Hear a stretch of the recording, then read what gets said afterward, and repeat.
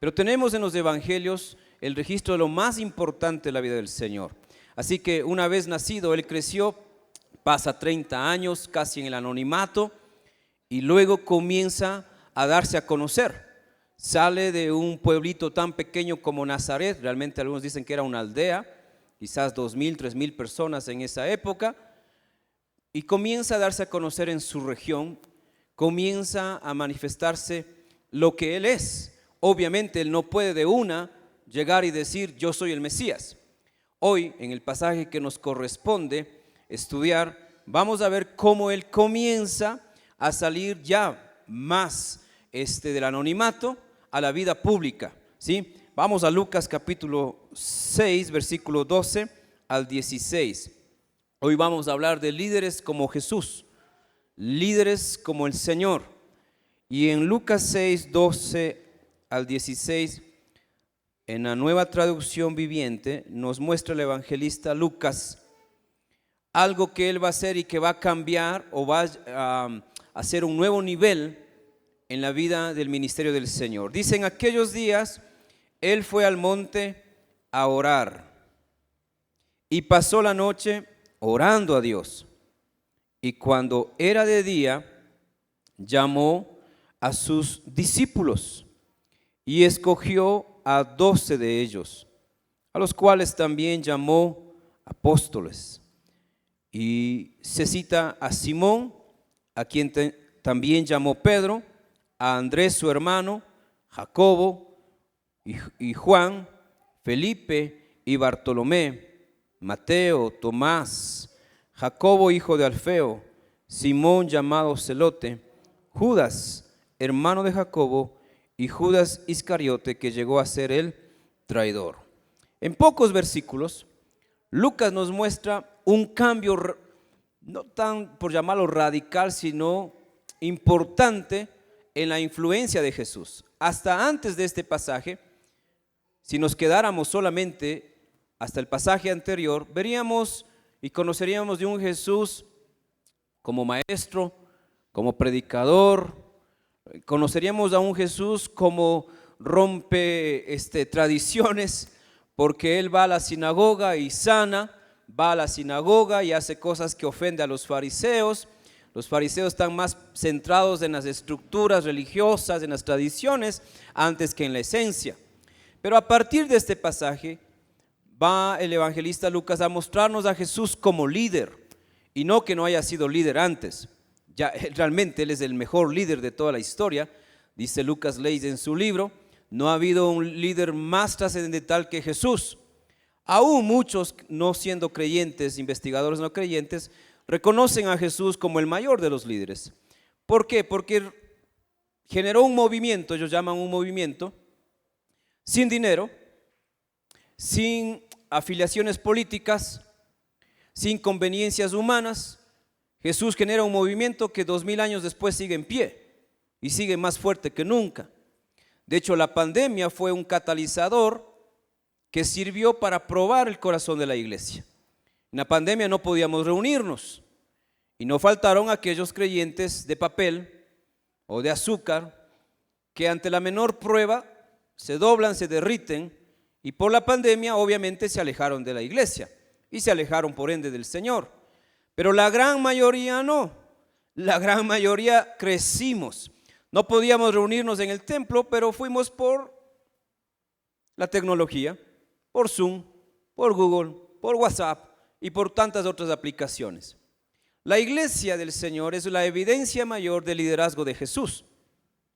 Entonces, cuando vamos a este pasaje, vamos a encontrar a Jesús ya manifestando, dando a conocer su cualidad que los fariseos no habían percibido hasta ese momento, y ni el mundo había conocido: un liderazgo divino. Realmente ese era el otro nombre que estaba tentado o pensando en poner para este domingo: un liderazgo divino, porque realmente no hay otro modelo en toda la historia que se compare al liderazgo de Jesús. Pero para ser más consecuente con la serie de vivir como Jesús, entonces el Señor dijo líderes como Jesús, que es lo mismo, pero hablar de liderazgo divino le pone realmente un target, en un nivel más alto, ¿no? Porque hoy tenemos varios líderes que deberían saber lo que es ser un líder realmente conforme a la palabra. Hablar de liderazgo divino sería hablar de un seminario de 20 días o más para entender todo lo que implica el liderazgo de Jesús. Pero nos vamos a centrar solamente en este pasaje, y de este pasaje yo quiero compartirles 4 enseñanzas que usted debe llevarse. Número 1, todos fuimos creados con capacidades para liderar. Por años se ha debatido o se debatió si el líder nace o se hace, y luego se concilió con que el líder puede hacerse. Pero hubo un tiempo en que solamente el que tenía carisma, el que tenía palabra, el que tenía presencia, era considerado como líder. Entonces se atribuyó el liderazgo solamente a los que tenían ciertas cualidades. Pero realmente luego se estudió más y mejor el liderazgo dentro y fuera de la iglesia, y se encontraron con personas también que no tenían un perfil de carisma, de influencia, pero tenían buena perspectiva de mente, una mentalidad nueva. Entonces también dijeron, no, el líder no solamente nace, sino también se hace. Y esos debates duraron décadas, y culpa de esos debates se quitó lo que la Biblia dice, y es lo que estoy introduciendo, de que todos fuimos creados para liderar. Yo no soy el gran experto en liderazgo, pero he estudiado los últimos 25 años de mi vida liderazgo. Si tengo que escoger entre muchas habilidades que Dios me ha dado y el liderazgo, yo voy a escoger siempre el liderazgo. Es el tema que yo acepté a mis 19 años. Al aceptar su llamado como pastor, yo acepté su llamado, pero no acepté el encargo de liderazgo. Así que siempre evité liderar una vez que acepté el llamado. Miren qué ilógico, ¿no? Pero a los 19 años uno no tiene todas las cosas claras. Está comenzando a entender muchos aspectos de la vida y muchas cosas de la palabra. Así que me tomó 3 años después de eso entender que el pastor también es un líder y de que Dios me había hecho un líder. Pero socialmente nos habían enseñado que el líder es todo aquel que tiene un cargo, una función, que está en un puesto de autoridad. Entonces por eso yo también decía, yo no puedo ser un líder porque yo no puedo administrar. Yo no puedo ser un líder porque yo no tengo palabra como otras personas. Yo no puedo ser un líder porque no tengo habilidades como esos otros líderes que en ese tiempo se personificaba como líder. El líder era alguien alto, fuerte, el que tenía la voz, el que obligaba a los demás, haz tú tal cosa, el que tenía voz de mando. Y yo era todo lo contrario. El Chavo del 8 era mejor que yo. Entonces, ¿cómo voy a verme como un líder? Entonces, ni el parámetro social, ni empresarial, ni político tiene la respuesta para lo que es un líder, sino la palabra de Dios.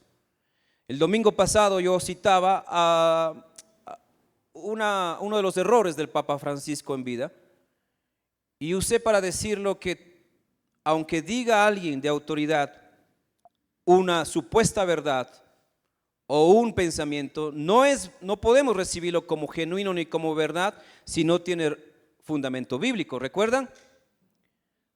No podemos creer a toda persona que habla, ni a mí, no me crea. Siempre busque que haya un fundamento bíblico. Obviamente por mi parte me preocupo de que todo tenga un fundamento bíblico. Pero si aún duda, está bien, puede dudar, pero no me crea a mí, crea a la palabra. Así que cuando digo que todos fuimos creados para liderar, no faltará alguien aquí que diga, no, yo no estoy para liderar.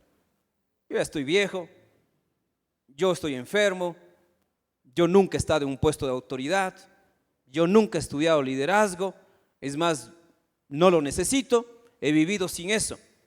Pueden ser esas sus respuestas y pueden tener cierta argumentación de vida que la respalde, pero ni eso es verdad comparado a lo que vamos a leer hoy. Porque cuando digo que todos fuimos creados para liderar, no es algo que yo lo descubrí o me lo inventé, es algo que el Señor me respondió para que yo pueda aceptar, juntamente con el llamado pastoral, las cualidades de líder que todos tenemos. Vamos para eso al primer libro de la Biblia, y no lo voy a mencionar por si acaso alguien se complica con eso. El primer libro de la Biblia, ¿ok? No lo diga, es como cuando el profesor dice, saquen el libro de los números. Usted ya sabe cuál es. Ese primer libro, capítulo 1, versículo 28. Y nos vamos a remontar al mismo momento cuando fuimos creados. Ya Dios había creado cada día, cada cosa perfectamente. Llega el sexto día y se está por terminar todo. Crea al ser humano. Y una vez creado, dice Génesis 1:28, luego Dios los bendijo con las siguientes palabras. Una bendición en la creación. Les dijo al hombre, a la mujer: sean fructíferos y multiplíquense, llenen la tierra y gobiernen sobre ella, reinen sobre los peces del mar, sobre las aves del cielo y sobre todos los animales que corren por el suelo. Cuando Dios creó al hombre, no lo creó como una especie más de este mundo. No lo creó para que tenga una vida nada más que biológica, de nacer, crecer, reproducir y morir. No, el ser humano, y por miles de años si es tu creencia bíblica, o por millones de años si tu creencia científica, el ser humano ha existido liderando, ¿o no? Al menos que tú sigas creyendo que vienes del mono, pues ahí podemos debatir qué mono lideraba. Pero la Biblia nos hace ver un Dios con propósito, creando al ser humano y lo bendice, porque el liderazgo no viene de nuestras capacidades. Cierto es que tenemos un nivel de raciocinio desarrollado, tenemos aquí una herramienta increíble que no tiene realmente un límite como tal para crear, para inventar, para analizar, para pensar, pero eso nos vino de Dios, porque cuando nos creó a imagen suya, nos creó, también significa esa capacidad mental, esa capacidad de creatividad, pero también de liderazgo, porque cuando aquí dice sean fructíferos, multiplíquense, eso va a implicar precisamente liderar, dirigir esa multiplicación.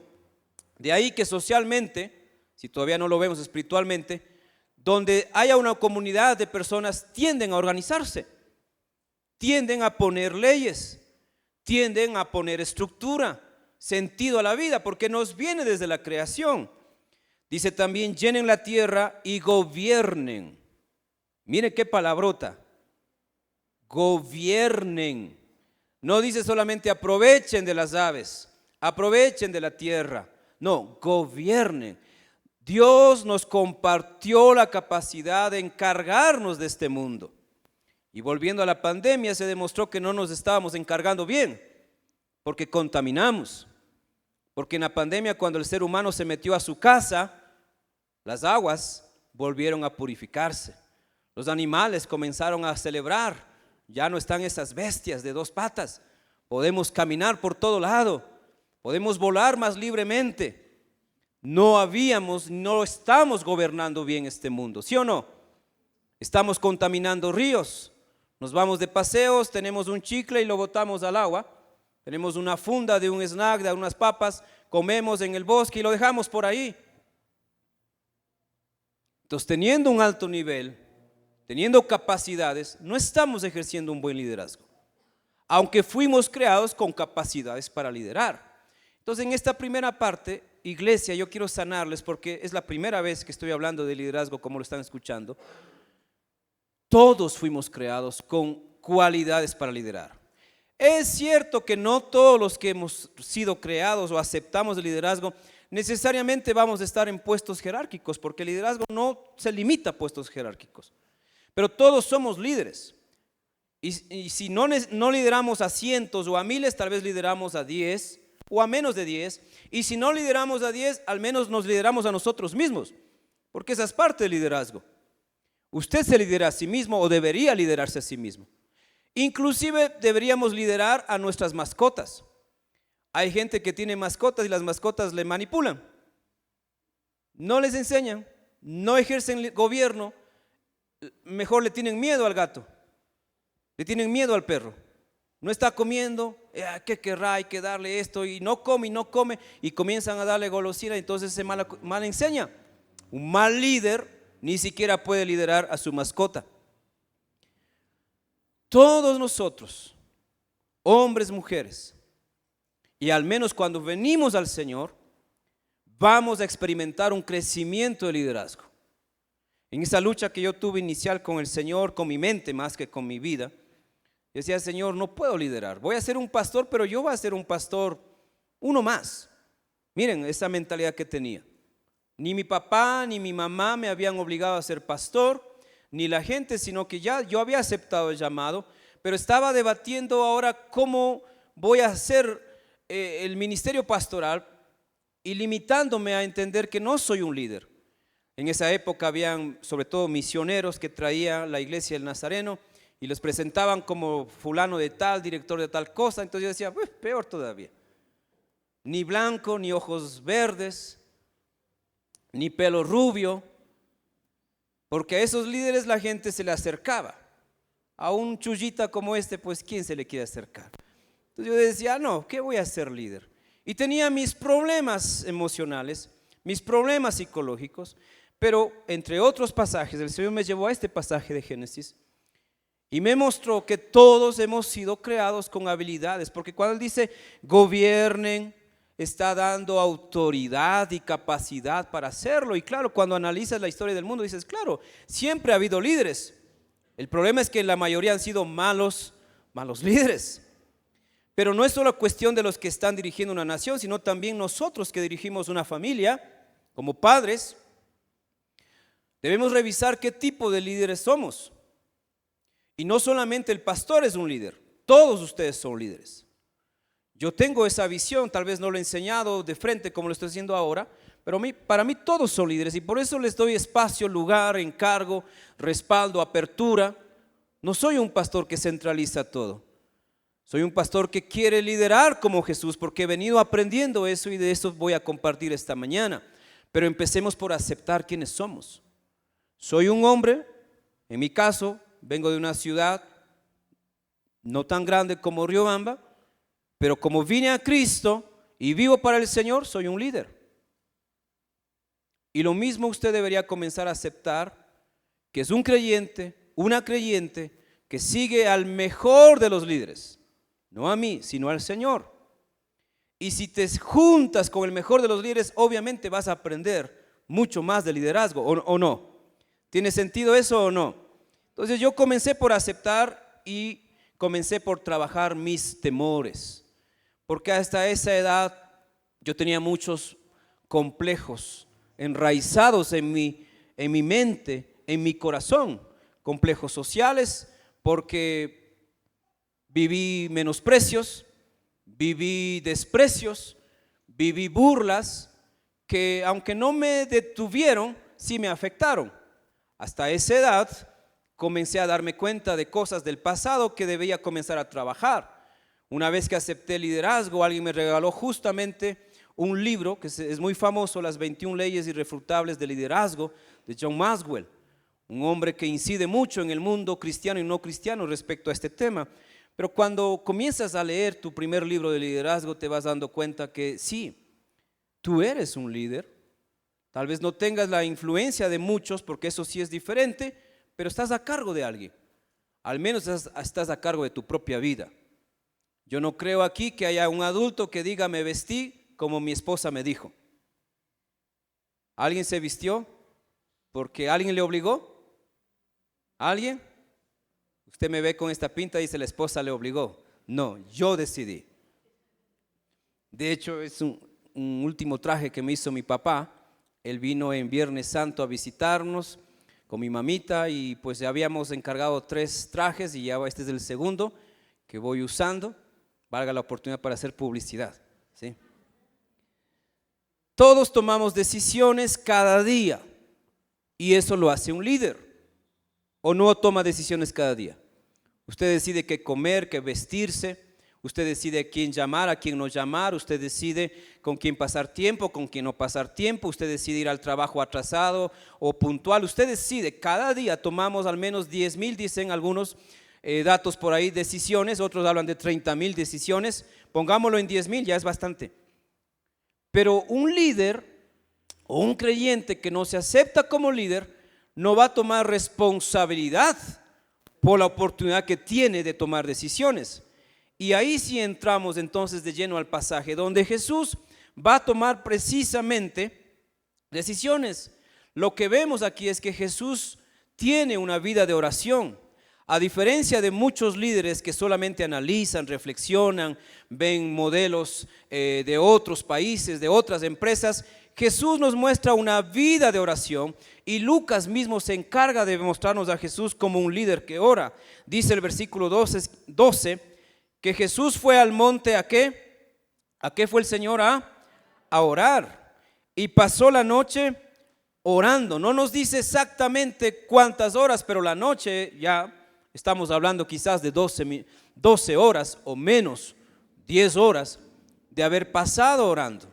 Cuando yo estudiaba liderazgo, comencé a leer libros de John Maxwell, comencé a leer otros libros también no cristianos que hablaban del liderazgo según los temperamentos, de las inteligencias emocionales, las 7 inteligencias también, de toda persona, la inteligencia emocional, de Goleman y de muchos otros. Comencé a leer y he venido leyendo y sigo leyendo. De hecho, hace 2 años yo hice un diplomado en liderazgo con una universidad de Miami.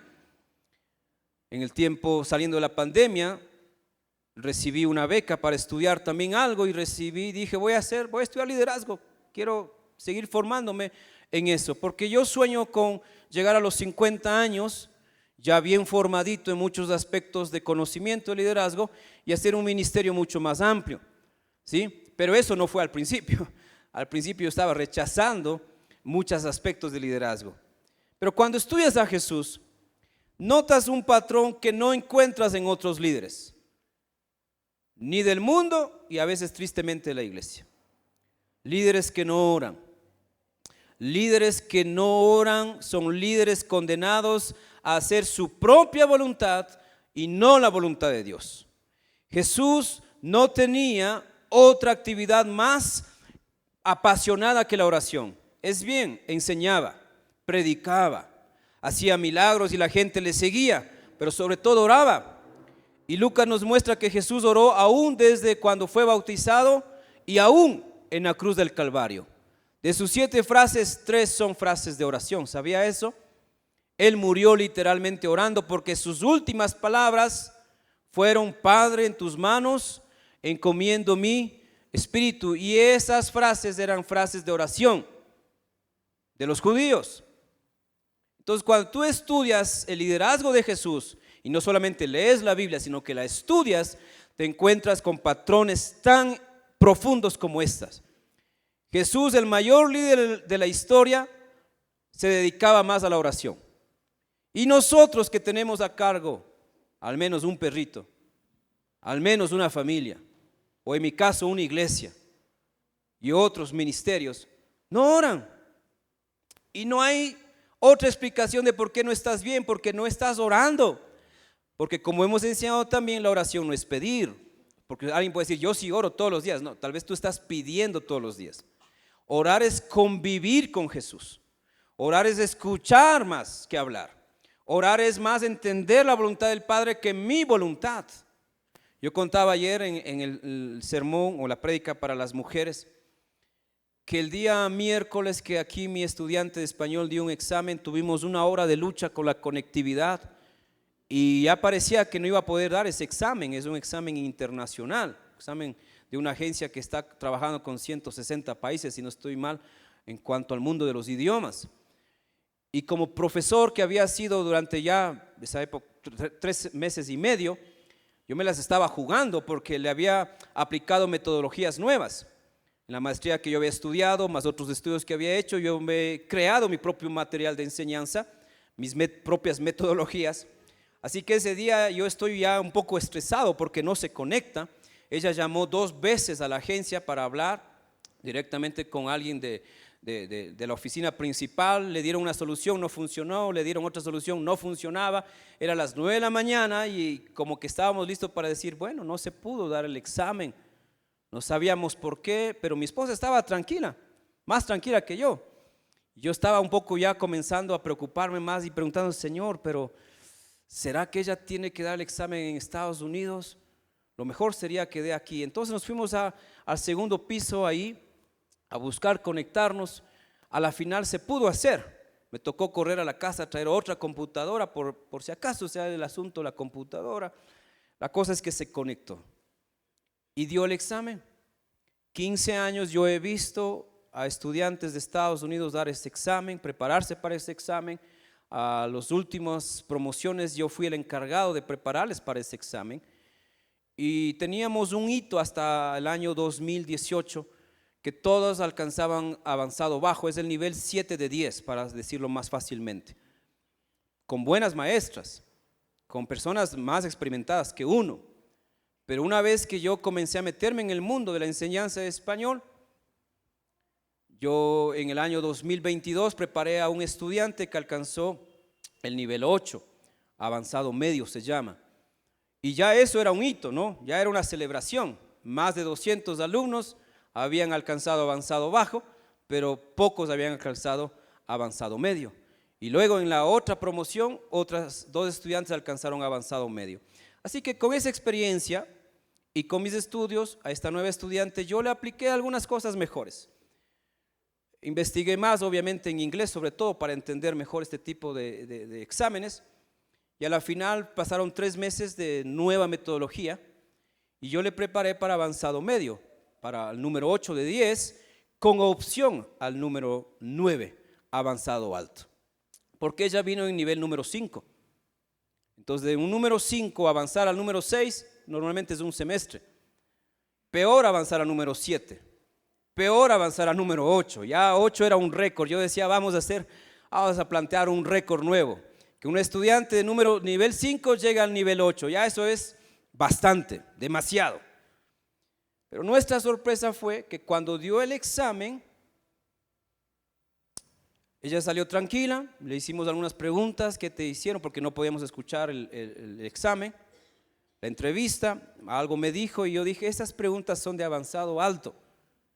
La cosa es que no sé cómo respondiste, pero si te hicieron esas preguntas de nivel 9 y nivel 10 superior, es porque estabas yendo bien. Así que vamos a confiar en el Señor. Ya se fue el estudiante el día jueves, el día viernes estaba viajando a su casa y como a las 4 de la tarde nos mandó el mensaje, el certificado oficial, número 9. Alcanzó número 9. Y yo estaba ese rato en la cama, créame, relajándome esta tarde, viendo algo de televisión y cuando mi esposa me avisa, yo grito, sí, gracias Señor. De número 5 fuimos a número 9. Y no estoy contando esto para que usted piense algo bueno de mí, no. Sino de lo que aprendo de Jesús. Es un líder que ora, es un líder que vive orando y mueve las cosas con oración. Entonces yo he venido en los últimos 15 años mejorando mi vida de oración como la clave del liderazgo. Es cierto que tenemos otras habilidades, pero si algo puede salir de mí si me exprimieran, es oración. Porque veo en la vida de Jesús que Él vivía orando, se apartaba a orar, se alejaba para orar, madrugaba para orar, se iba al monte a orar. De hecho, cuando le arrestaron en Getsemaní, ¿qué estaba haciendo Jesús? Orando. Otros estarían todavía comiendo. Porque el liderazgo puede ser un problema si no lo asumes y si no lo asumes bien. Porque tus palabras tienen poder. Porque tus actitudes modelan para otros. Tus acciones ven tus hijos. Yo he mostrado aquí antes videos de cómo la actitud o las costumbres de los padres, se reflejan en los hijos. Padres que se sacan los mocos van a tener hijos que también. Padres que hablan malas palabras van a tener hijos que. Y cuando el niño de 3 años dice malas palabras, escuchó, uy, ¿de dónde aprendería? ¿Quién le enseñaría? Dice la mamá. Ellos solamente están repitiendo lo que ven, lo que escuchan. Un líder como Jesús vive orando. La clave del ministerio de Jesús, si pudiéramos buscar una clave ahí secreta, es la oración. Sus cualidades de líder, de maestro, de profeta, de conocedor de todo, se complementan o se juntan y hacen de él un gran líder, y la oración está ahí presente. ¿Por qué tu matrimonio no está bien? No es solo porque te casaste con la persona más terrible del mundo. sino porque no has orado como deberías orar. Preparando este sermón, el Señor me desafió a planear entre junio y julio una jornada aquí en la iglesia de 12 horas de oración. Voy a invitar a la gente que quiera venir y vamos a orar aquí, 12 horas. Ya vaya preparándose, ¿sí? Porque esto lo vamos a poner más en práctica todavía. ¿Cómo tú vas a ver mejor la vida si no oras? Si tienes prejuicios culturales, si tienes traumas emocionales, obviamente si no estás orando no estás siendo sanado. Porque aunque tengas dinero pero tienes prejuicios emocionales o culturales, vas a ver a los demás con sus fallas, vas a menospreciar a los demás y tú vas a verte como el perfecto cuando tú tienes grandes fallas. La oración es el espacio donde el Señor nos sana, nos abre los ojos, nos destapa los oídos y nos encarga nuevas cosas para poderlas usar. Cuando estaba por venir esta estudiante, se llama Lili, habíamos tenido con mi esposa el desafío de orar para recibir los primeros estudiantes. Ella vino a los 2 años de oración de nosotros. Por 2 años no vimos a un estudiante en inmersión. Ya Dios nos había dado estudiantes virtuales. Tenemos estudiantes virtuales, gracias al Señor. Pero inmersión estaba difícil. Nosotros vivimos en Ecuador y el mundo universitario está allá en Estados Unidos y no tenemos contactos, no tenemos padrinos, no tenemos alguien que allá nos ayude o sea un voluntario promocionando, solo la oración. Y Dios hizo tantas cosas que podría gastarme el tiempo en testimonio hoy para que usted entienda que es la oración la clave. Y cuando ella ya aceptó y hizo la aplicación, seguimos orando. Y cuando estuvo aquí, seguimos orando. Estuvo aquí, seguimos ayunando. Estuvo aquí, seguimos teniendo nuestra relación con Dios, porque ni el éxito ni el fracaso debe alejarte de Dios, tu mejor líder. Si hay éxito, gloria al Señor, sigo buscando su rostro. Si hay fracaso, gloria al Señor, sigo buscando su rostro, porque Él es el líder de los líderes. Así que si yo le sigo a Él, estaré bajo el amparo de su liderazgo. Voy a transformar algunos versículos y los voy a poner con liderazgo, porque es lo que hemos aprendido en estos más de 25 años de peregrinaje con el Señor.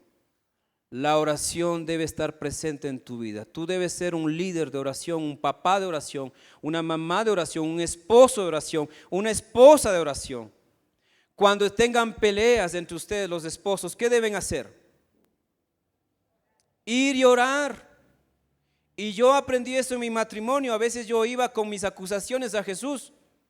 Ahora sí voy a orar porque esta Lucy no me entiende. Ahora sí me voy a clavar 1 hora de oración porque esta esposa que el Señor me dio es complicada. Ama las plantas y yo no la amo, las plantas.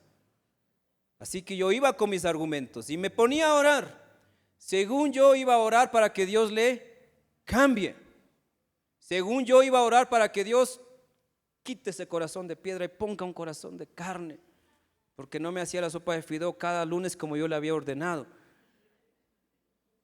Así que muchas de mis primeras oraciones de novato como esposo fue tratar de que Dios haga algo en ella. Pero todas las veces el Señor tenía mucho que decirme de mí. ¿Es o no un buen líder el Señor? Así que cuando ores tienes que ir abierto a escucharle a Él. Y en muchas de las oraciones Jesús me decía, tú eres el culpable. Tú eres el impaciente. Tú eres el mal genio. Ella solo está reaccionando. Ella solo está respondiendo de alguna forma a lo que tú estás haciendo o omitiendo de hacer. Yo quería que ella me acompañara a los juegos de fútbol. Yo toda la vida jugué fútbol. Así que cuando nos casamos y fui pastor, yo organicé cosas de fútbol, campeonatos de fútbol, domingos de fútbol, no, viernes, sábado y domingo de fútbol, porque quería alcanzar a los futbolistas para el Señor. Mentiroso. Lo que quería era jugar más, a pretexto de enseñar, de alcanzar a otros. Y mi esposa no iba. Miren qué mala esposa que yo he tenido. No iba y le decía, mami, vamos para que ores. por los chicos nuevos que hoy van a ir a jugar 5 de tal barrio, de tal equipo, y ellos pueden venir a la iglesia. Apóyame en el ministerio pastoral, por favor. Quién sabe, Dios toque el corazón de esa gente, porque el mío estaba tocado, ¿no? Pero hilando más adentro, era el pastor frustrado que quería pasarla bien y obligarle a su esposa a que le acompañe, porque yo sí de verdad soñaba con que ella me acompañara, que se ponga también un short, unas medias altas, y si es posible entrar a la cancha, ¿no? Y que estando en la cancha me besara, y si yo hiciera una buena jugada se botara a mis brazos y me dijera, ni Messi es como vos, ni Ronaldo ese feo, qué peor todavía. Tenía mis sueños frustrados, tenía mis experiencias de la juventud en pausa y hasta en trauma. Entonces cuando iba al Señor a orar por cosas así, el Señor me jalaba las orejas, me abría los ojos y me decía cosas que me dolían. Ve y pídele perdón. Y yo decía, Señor, parece que ya tengo que ir a desayunar, porque estoy escuchando mal. Un líder como Jesús no solamente ora para que cosas sucedan, eso es bueno, hay que hacerlo obviamente, pero más ora para ser como Jesús. Si nuestros gobernantes aprendieran a orar bien, no estarían solamente haciendo esto, sino estarían aprendiendo, estarían imitando a Jesús. Y nosotros a veces, teniendo tantas cosas por hacer, no oramos. Y repito, orar no es pedir, ni pedir que cosas sucedan. Sí lo hago, pero más prefiero decirle, Señor, ¿qué debe pasar en mi vida? ¿Qué quieres hacer en mi vida? ¿Qué debo cambiar? Porque un buen líder no solamente ejerce influencia, como lo dicen muchos estudiosos de liderazgo. Un buen líder no solamente ejerce sus habilidades comunicativas, no solamente aprovecha los recursos del contexto, y estoy enseñando un poco de liderazgo, no solamente toma los recursos y los administra bien. Un buen líder hace la voluntad de Dios. Un buen papá hace la voluntad de Dios. Una buena esposa hace la voluntad de Dios. Pero cuando tu esposo te trata mal y tú te vengas y le pones en ayuno íntimo al esposo, no estás haciendo la voluntad de Dios. No estoy diciendo que deberías hacerlo fácilmente tampoco. Pero ¿has orado para reaccionar? ¿Has orado para entender las cosas? ¿Qué tiene que hacer Jesús al siguiente día? Elegir a 12 discípulos. Los demás no saben eso. Él no les ha anunciado, miren, tengo que orar porque mañana tengo que tomar una decisión importante. No, él se fue al monte a orar. Así que me impresionó mucho esta semana que estaba preparando el mensaje. Dije, él se fue toda una jornada de oración. Yo he tenido jornadas de oración no muy largas, sí algunas largas, de horas quizás, pero no al menos de 12 horas. Entonces le voy a desafiar para cuando ya esté la fecha lista y se enrole a ser un líder de oración. Y no oración en el frío sentido de decirle cosas a Dios, sino de decir, Señor, haz tu voluntad en mi vida para yo hacer tu voluntad con los demás. Porque un buen líder no es el que tiene el puesto más alto. Un buen líder podría tener un puesto más alto, pero no siempre. Pregunto yo, ¿qué puesto de liderazgo tenía Jesús en ese momento? En este mundo. ¿Era el emperador? ¿Era el emperador? No. ¿Era el gobernador? No, no tenía ningún puesto. Un buen líder puede hacer mucho sin títulos, sin puestos, sin oficinas, sin sirvientes. ¿Tenía sirvientes Jesús? No, tenía voluntarios. Los otros líderes del tiempo de Jesús tenían oficina, despacho, empleados, cocineras, gente de limpieza, muchos recursos. Jesús no tenía nada de eso, pero tenía oración. Vivía orando, porque cuando oras entiendes la voluntad de Dios, y cuando entiendes la voluntad de Dios haces la voluntad de Dios. Eso para mí es el resumen del liderazgo. Después de un buen diplomado que he escuchado y aprendido, he leído mucho, después de leerme casi todos los libros de John Maxwell, son muchísimos, después de haber ido a muchas conferencias de liderazgo, de haber escuchado a muchos líderes, me quedo con la idea bíblica. Un buen líder ora para entender la voluntad de Dios. Una vez entendida, hace la voluntad de Dios. Y esta dinámica parece simple, pero cuesta lo que nadie quiere hacer: consagrarse al Señor. Muchos quieren el liderazgo para presumir: director de, gerente de. Uy, si mi hijo es buenísimo, es gerente. Pero ¿está haciendo la voluntad de Dios desde la gerencia? No sé, pero gana mucho. A veces los buenos líderes no ganan todo, pero hacen la voluntad de Dios. Y hacer la voluntad de Dios es mejor que un salario, ¿o no? Pero también, si eres un buen líder y tienes un buen salario, sigue haciendo la voluntad de Dios, ¿o no? En lo uno y en lo otro se ve tu liderazgo, se ven tus principios. ¿Qué hace un buen líder como esposo, como Jesús? Ora por su esposa. ¿Solamente cuando están mal o todo el tiempo? En esas 12 horas de oración, quizás algunos tendrán que sembrar aquí 12 horas de oración por una esposa, 12 horas de oración por un esposo, porque hasta ahora han tratado de arreglar sus problemas discutiendo, dialogando. Habla tú. Y cuando él habla, cuentas todas las cosas equivocadas para luego hablar y decirle todo lo que está mal. Y nunca llegan a una solución. Necesitas escuchar la voz de Dios. Así que mis primeros 3, 4 años de matrimonio, enmarcado por una oración por mi esposa que haga como yo quería que ella hiciera, no valió, no sirvió. No planchó mi camisa, ¿recuerdan? No me acompañaba a jugar fútbol, ni a orar por los futbolistas.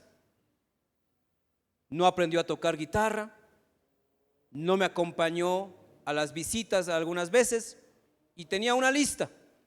Y entonces un día dije: Señor, en una oración, creo que mi esposa necesita un toque de lo alto. Aviva su corazón, Señor. ¿Qué piensan? ¿Estaba en lo correcto o no? La inmadurez me llevó a pretender que ella sea como yo quería que sea, cuando realmente lo que debe pasar y evitarme tantos problemas, tantas dormidas en la sala, simplemente aceptar que ella es como es, ¿o no? Hay que empezar aceptando las diferencias. Pero también el Señor me enseñó a trabajar las diferencias, porque así como yo soy diferente, ella también es, pero los dos debemos ser uno. ¿En quién? ¿Y eso qué significa? Que mis diferencias tengo que trabajarlas no para agradarle a ella, sino para agradarle al Señor. Y viceversa, ella no debe cambiar para que yo me sienta más feliz, sino para que el Señor esté agradable con su vida. Entonces entendí la clave para superar las diferencias. Ni ella ni yo tenemos razón, Dios tiene razón. Ni ella ni yo debemos imponer, Él debe imponer. Ni ella ni yo debemos cambiar para agradarnos a los dos. ¿Cómo has cambiado tú, mijita, y tú, papito? Somos del uno para el otro. No, cambiamos porque nos parecemos a Cristo. Entonces en el matrimonio la clave es ser como Cristo. Y eso es ser líder. Ve que todos podemos ser líderes.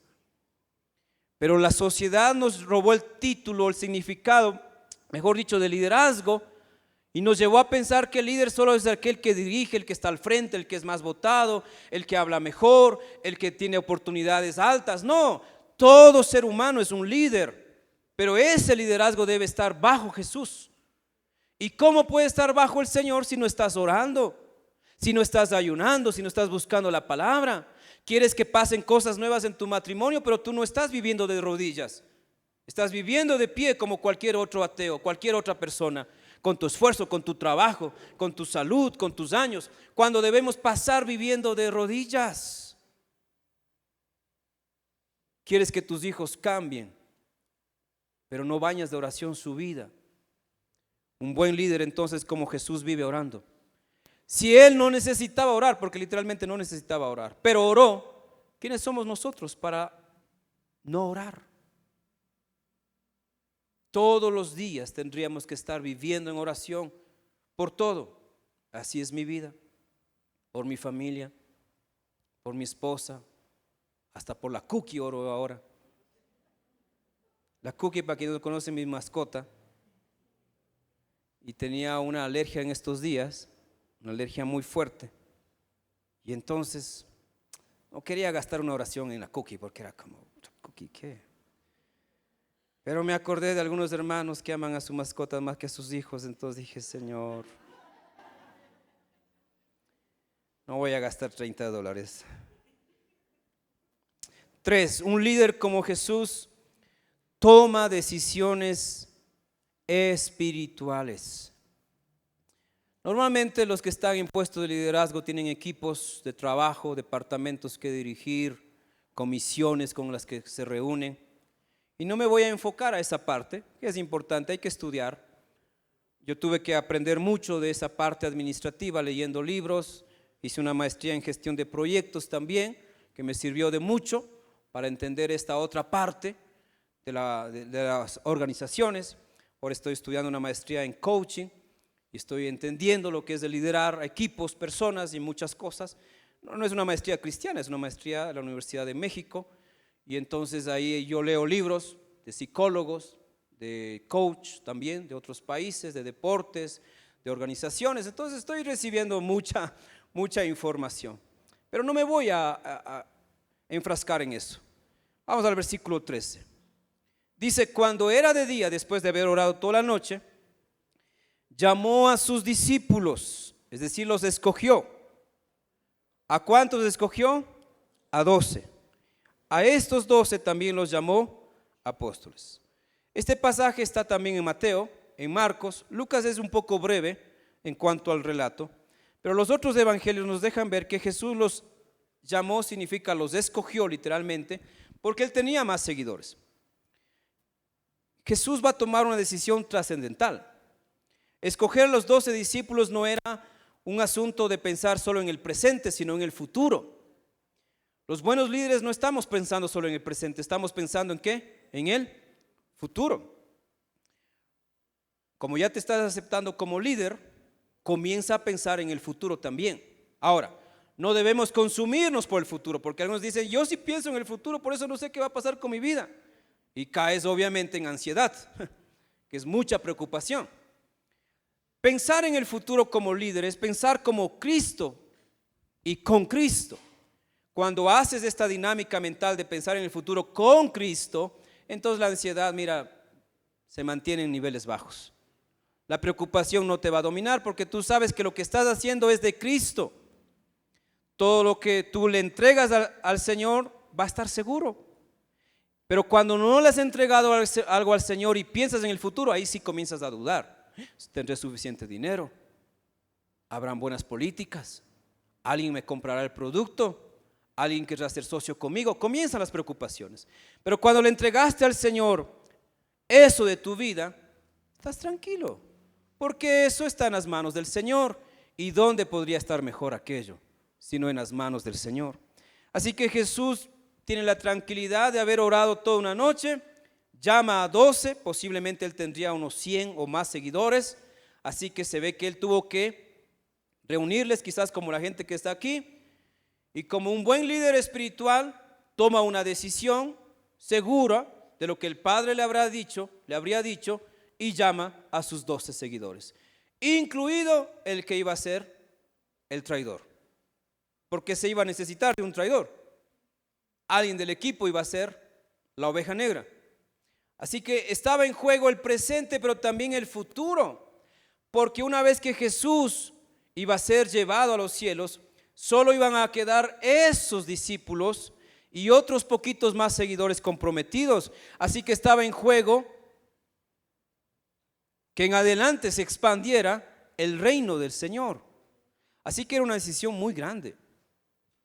Yo me he reunido con equipos, con líderes nacionales y extranjeros, y cuando hemos estado en reunión, bueno, les cuento mi primera parte de por qué hago lo que les voy a contar después. Yo he estado en congresos, conferencias, en equipos nacionales, internacionales de liderazgo. Hasta los 29 años quizás, noté un patrón. Nos reunían, o estaba yo en reuniones de equipos de liderazgo, y curiosamente, solamente orábamos. Es decir, llegábamos a la reunión tal, y alguien oraba y comenzaba a tratarse el tema. Pero como yo ya venía estudiando el liderazgo de Jesús, yo ya venía con esta inquietud de que no debe ser solo una oración del momento de arrancar una reunión. Así que cuando el Señor ya me fue usando en niveles de mayor alcance, yo decidí orar como Jesús. Antes de una reunión, oración. Antes de una junta, oración. Antes de un evento, oración. Antes de un negocio, oración. Así que yo he contado esta parte acá cuando comencé a administrar un centro de convenciones, que literalmente lo cogí en la nada. Tenía la infraestructura, pero no tenía ni clientes, no tenía resultados. Así que ya el Señor me había mostrado la clave, la importancia de la oración. Y esa fue mi clave, orar. Y yo comencé a orar todas las mañanas a las 6 de la mañana en el campus, caminando, en muchos casos recogiendo basura, en otros regando agua, en otros sacando mala hierba. Era mi jornada de oración, caminar por el campus y orar.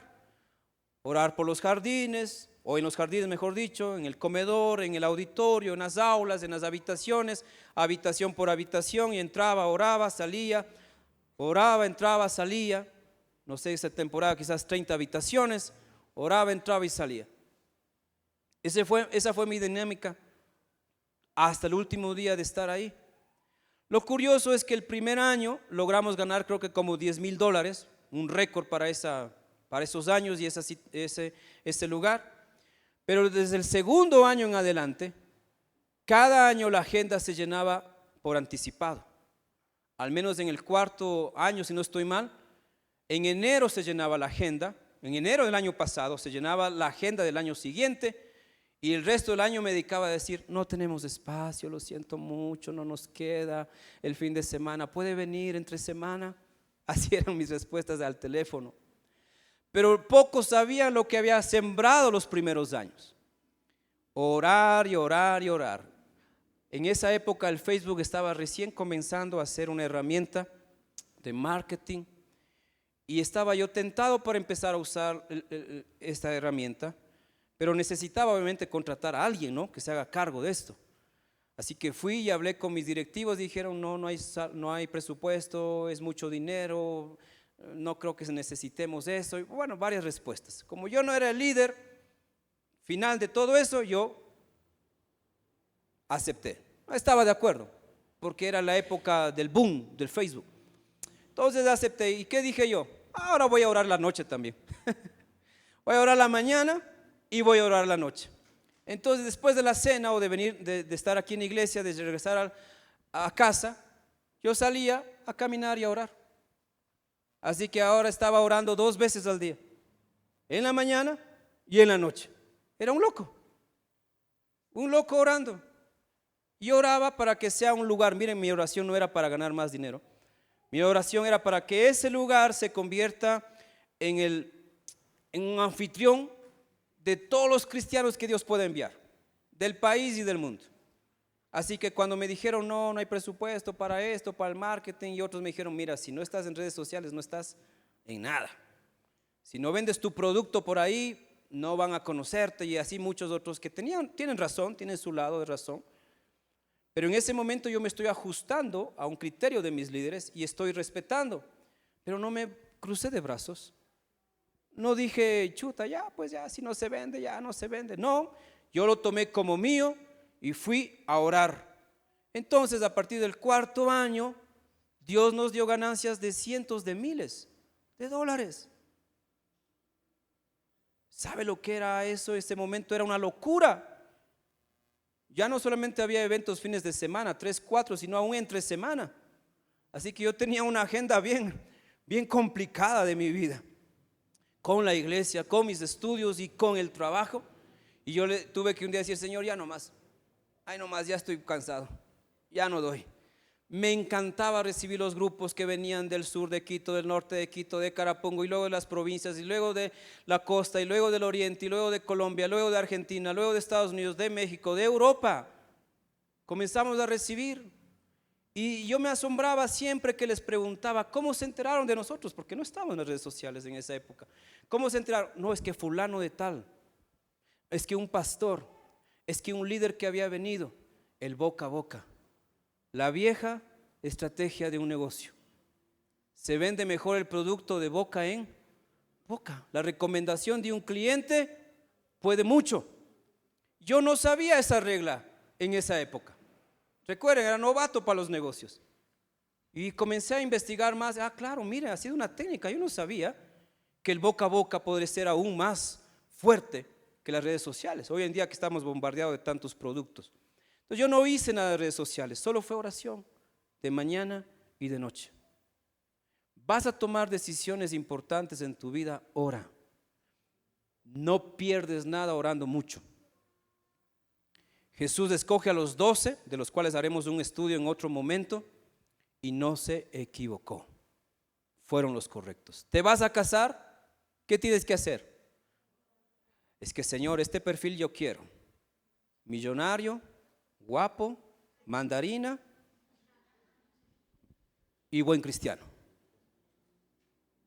Vas a tomar decisiones importantes, ora para hacerlo conforme a la voluntad de ¿quién? Porque un buen líder, ¿qué hace? Escucha, descubre cuál es la voluntad de Dios y hace la voluntad de Dios. Simple, en el matrimonio, en la familia. Hay padres que no están liderando bien a sus hijos. Liderar no es castigar, por si acaso.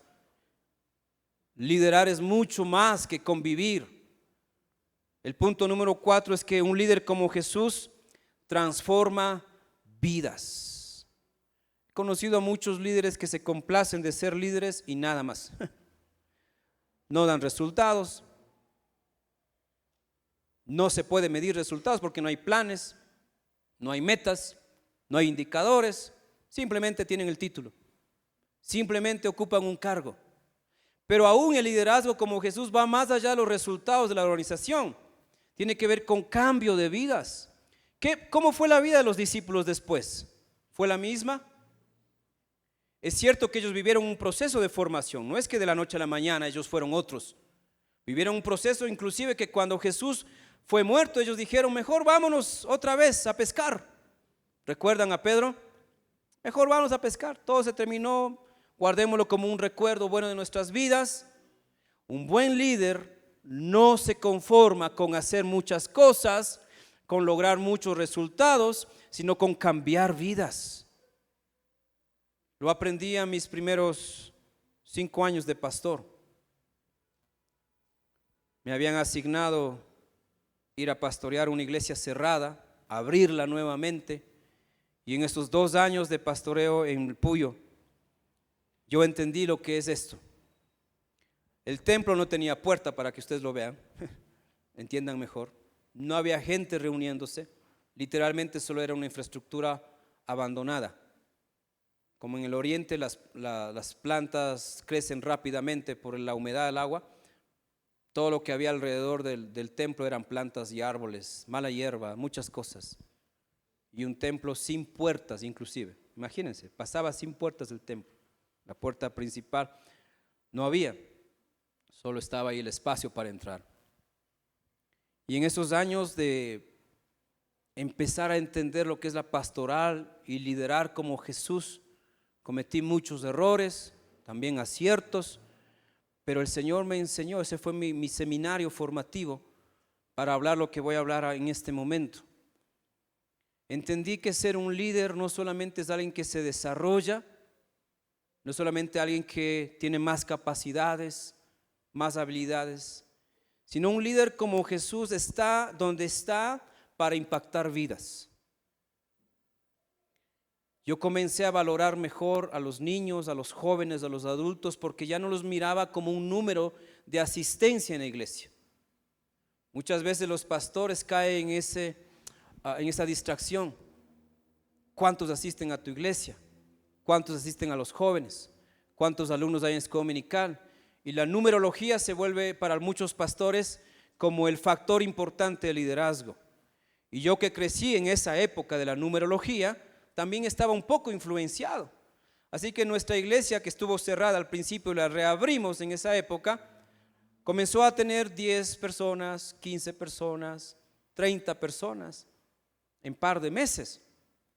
Y entonces yo, sin darme cuenta, comencé a ver a la gente como números, como estadística, no como lo que son, hijos de Dios, personas con quienes Dios tiene planes también. Yo estaba anteponiendo mis planes a la congregación. Yo estaba poniendo mis valores mentales, espirituales a la gente. Entonces cuando llegaba alguien más, yo le decía a Lucy después, llegó una persona nueva a la iglesia, estamos haciendo un buen trabajo, mija. Y ella me miraba como cuando no quiere ir al fútbol. Llegaron 2 jóvenes más el sábado, tienes que conocerles, se llaman así, viven de tal barrio. Me conocía un poco de datos, pero mi satisfacción no era la persona, era ¿qué? El número, el resultado. Los líderes actuales se mueven también por resultados y no está del todo mal, pero está incompleto. Hay gente que, como los gobernantes, nos ven a nosotros como ciudadanos o como contribuyentes. ¿Qué piensan? Una cosa es mirarnos como ciudadanos y otra como... Y si nos miran como contribuyentes, ¿qué van a hacer?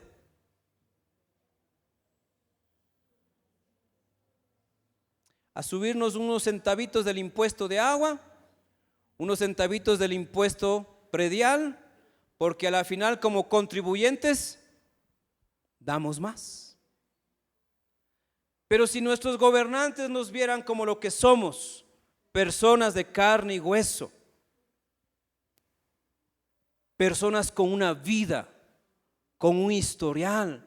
¿Qué hizo Jesús? Miró a la gente no como números, sino como objetivo de su amor. Entonces, en mis primeros años, cuando yo estoy todavía aprendiendo y entendiendo que eso no estaba bien, paré. Vine a Quito, Dios me trajo, yo ya había cambiado esa mentalidad. Ya no miraba a la gente como números, como meros números. Claro que hay que tener estadísticas, obviamente, ahora menos con la data, con la Big Data, hay que saberla usar bien. Pero más que eso, un líder tiene que ver a la gente como lo que son, ovejas del rebaño de Dios. Personas que tienen sentimientos, que tienen historia y sobre todo que Dios tiene propósitos con ellos. ¿Cómo le veo yo a usted? Como una persona que Dios tiene propósito con usted. Y con los nuevos en especial les vengo repitiendo en nuestras reuniones de discipulado, de membresía, de bautismo. Dios tiene un propósito contigo y yo me quiero unir a ese propósito. Yo no soy un pastor de números. Soy un pastor que quiere hacer la voluntad de Dios y para eso tengo que ver cómo Jesús ve a la gente. A diferencia de otros líderes, Jesús transformó vidas. No solamente levantó una organización, no solamente consiguió más resultados, cambió corazones. Tú eres un líder como papá, se va a ver porque cambias vidas. Y cambiar vidas no es de felicitarle por todo lo malo que hace. A veces hay que confrontar, pero confrontar con autoridad del Señor. Confrontar con amor y aún pelear por sus almas en ayuno y oración. Lo que más me entristece los padres hoy en día, ya me están haciendo así como ya tiempo. Lo que más me entristece hoy en día es que los padres que sufren son los que menos ayunan, menos guerrean por sus hijos. Ay, mi hijo no cree en el Señor, mi hija no quiere saber nada de la iglesia, mi hijo está desanimado, le trataron mal en una iglesia y yo valido esa parte real. Pero si ya está mal, ¿qué hay que hacer? ¿Echarnos a lamentar y darlo por perdido? Jesús no dio por perdido a nadie. Por eso la famosa historia de las 99 ovejas y la una que estaba descarriada. Hermano, Dios te creó a ti con un propósito y ese propósito es hermoso y más precioso de lo que yo pueda decir, pero mientras no seas el líder que Jesús quiere ser y hacerte a ti como Él, no lo vas a poder vivir. Vas a poder tener un buen trabajo, pero un matrimonio sufrido. Vas a poder ganar mucho dinero, pero tus hijos descarriados. ¿Tú quieres esa vida? No. Tú quieres una vida donde todo está bendecido por el Señor. Y eso es posible. Deja de ver a tu familia como personas imperfectas y comienza a verles como Dios les ve. Gente que puede ser restaurada, gente que puede ser sanada, gente que puede recuperar todo lo que el diablo le robó, todo lo que el enemigo le quitó. Si Jesús se hubiese puesto a analizar la vida de los discípulos, no les escogía. No tenían ni formación, no tenían ni habilidades. De hecho, Pedro recién predicó 3 años después. No tenía la facilidad de palabra. Toda la diferencia la hizo pasar con Cristo. Como iglesia de Carcelén, estamos siendo guiados por un pastor que no hace su voluntad, sino que lucha por hacer la voluntad de Dios. Y por eso hay algo también de resultados. Y por eso hay cosas que suceden que asombran, porque no es el pastor, es Cristo. Y si yo como pastor le he entregado la iglesia al Señor, también tú como padre, como madre de familia tienes que entregar al Señor totalmente el liderazgo al Señor. Yo quise aquí los primeros años hacer algunas cosas y el Señor dijo no, no, no, no, no. Las primeras respuestas de Dios aquí fueron no. Fue sorprendente, porque yo quería usar lo que había hecho en otros lugares. Entonces yo quería, como ese pastor joven, empezar y el Señor no, no. Y tuve que aprender a obedecerle aquí mucho al Señor. Y lo que usted ve y lo que ha escuchado viene de ese proceso de hacer las cosas al estilo de Cristo, mirando a la gente con propósito, porque el Señor tiene propósito con tu vida. Y lo único que es importante es que te unas a ese propósito. ¿Sabe cuál era mi mentalidad? Y con esto termino al tomar esta iglesia. Pastorearla 2 años e irme. Humanamente mi buena intención era esa.